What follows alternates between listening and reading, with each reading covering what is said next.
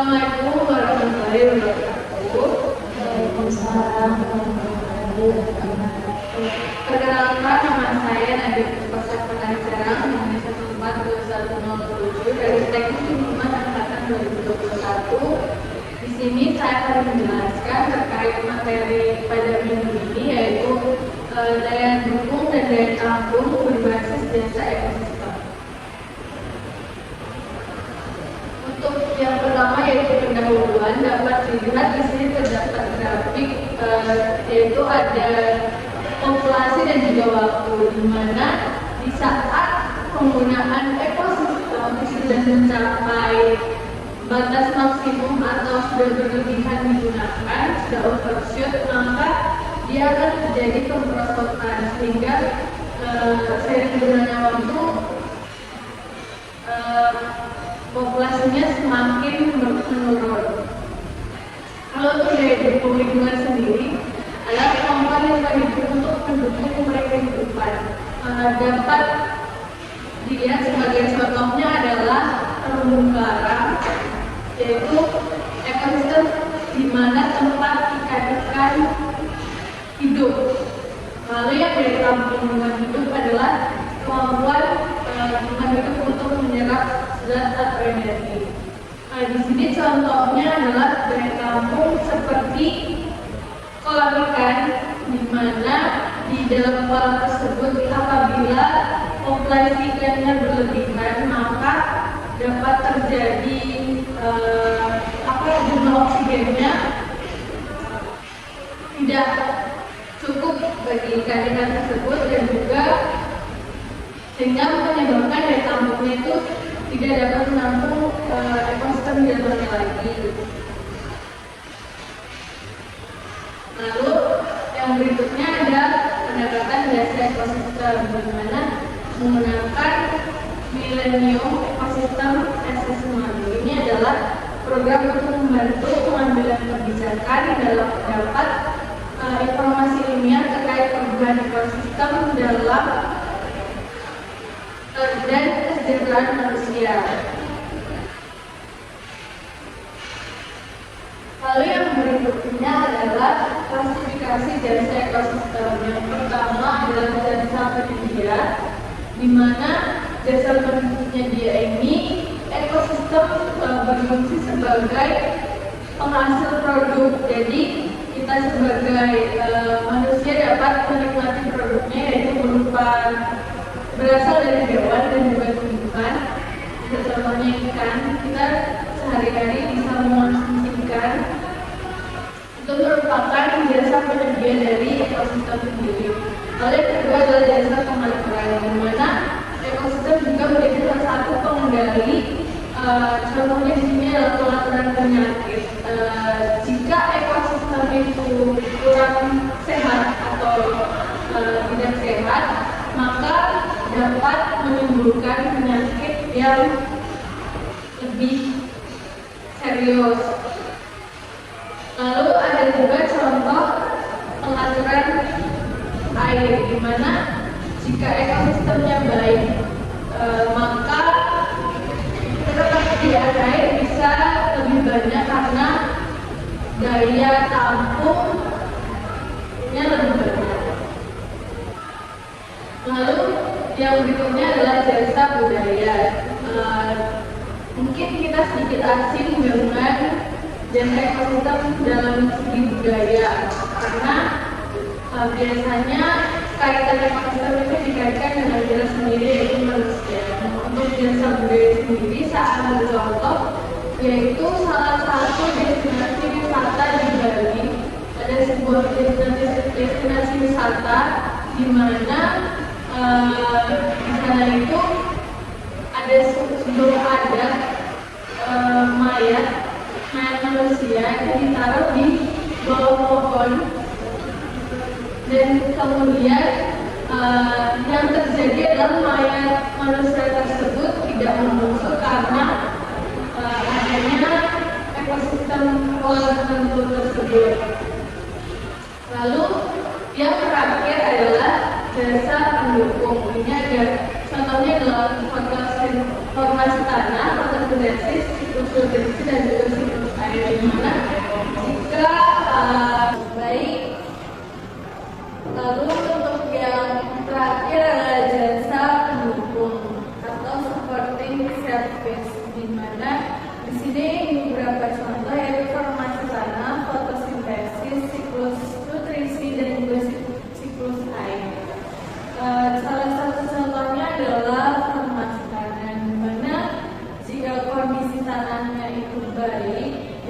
dari segi pH, dari segi salinitas atau DHL-nya, dan juga kapasitas superkationnya, maka jika ditanami tumbuhan, dia akan berfungsi lebih maksimal dan sehingga menjadi jasa pendukung untuk tumbuhan atau ekosistem itu tumbuh di atasnya.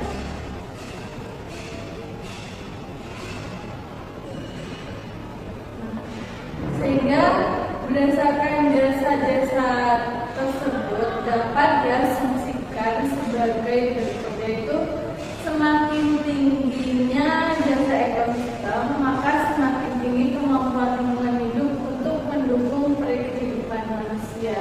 Lalu yang kedua juga, semakin tingginya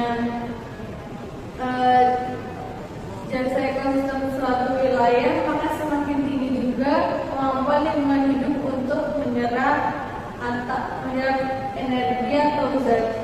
Jadi disimpulkan bahwa jasa ekosistem yang semakin banyak berbanding lurus atau linear dengan daya tampung dan juga daya dukung lingkungan.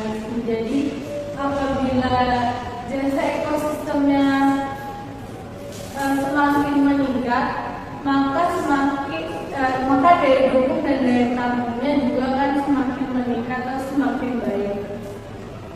Nah, linearitas daya dukung dan daya tampung dengan jasa ekosistem dapat dibagi menjadi dua, yaitu daya dukung itu jasa ekosistemnya adalah jasa ekosistem penyedia, jasa ekosistem pendukung, dan juga jasa ekosistem budaya. Lalu untuk daya tampung sendiri merupakan penyedia jasa ekosistem pengatur.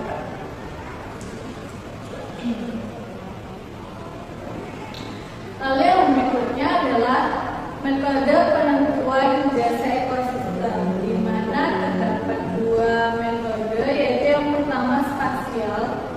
Nah, metode spasial ini dilakukan dengan penginderaan jauh atau remote sensing. Di sini contohnya adalah kita untuk mengetahui kepadatan penduduk atau mengetahui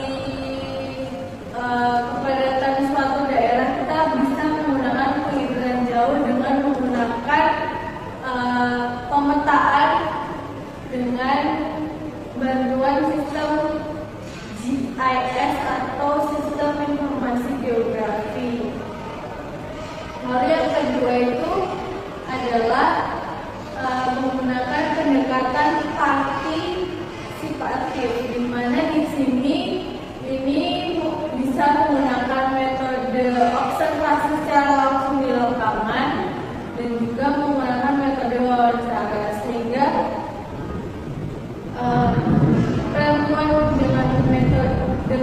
penentuan jasa ekosistem bisa dilakukan dengan dua cara, yaitu secara langsung dan juga tidak langsung.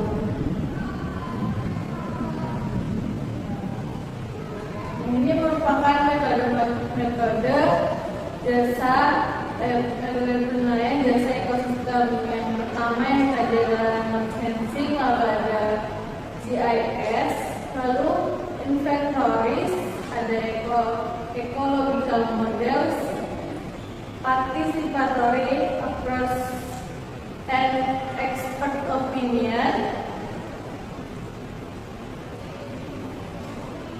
Lalu yang berikutnya adalah materi mengenai ekosistem pesisir, di mana ekosistem pesisir memiliki jasa ekosistem yang diberikan, misalnya sebagai ekowisata. Nah,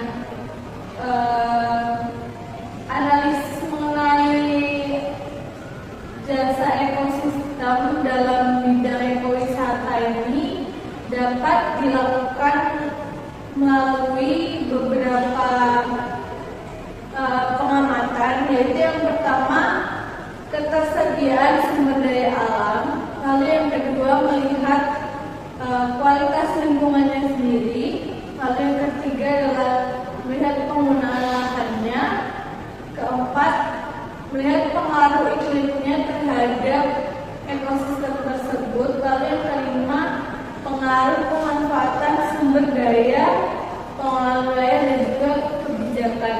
pada daerah tersebut untuk ekowisata.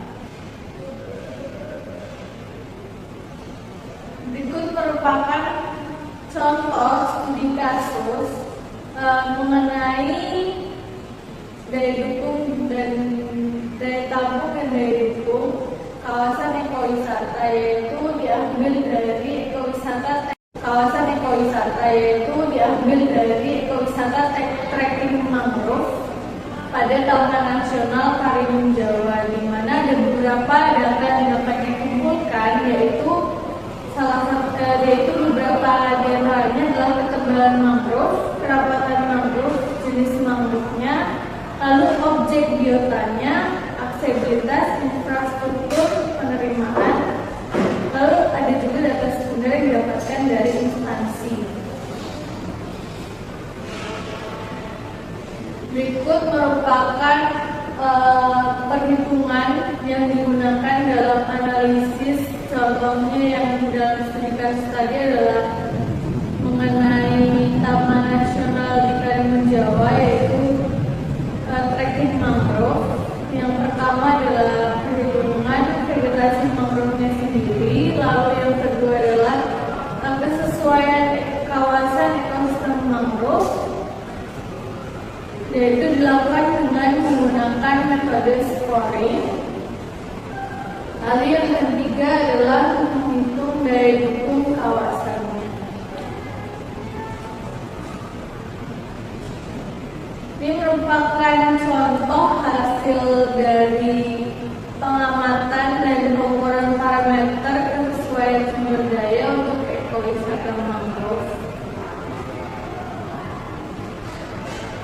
sehingga didapatkan hasil dari perhitungannya adalah kawasan mangrove tersebut sangat sesuai dengan parameter sesuai, sehingga dapat digunakan sebagai ekowisata. Ini adalah merupakan hasil perhitungan yang dengan hasil kawasan ekowisata belum melampaui batas dari dukung kawasannya itu sendiri.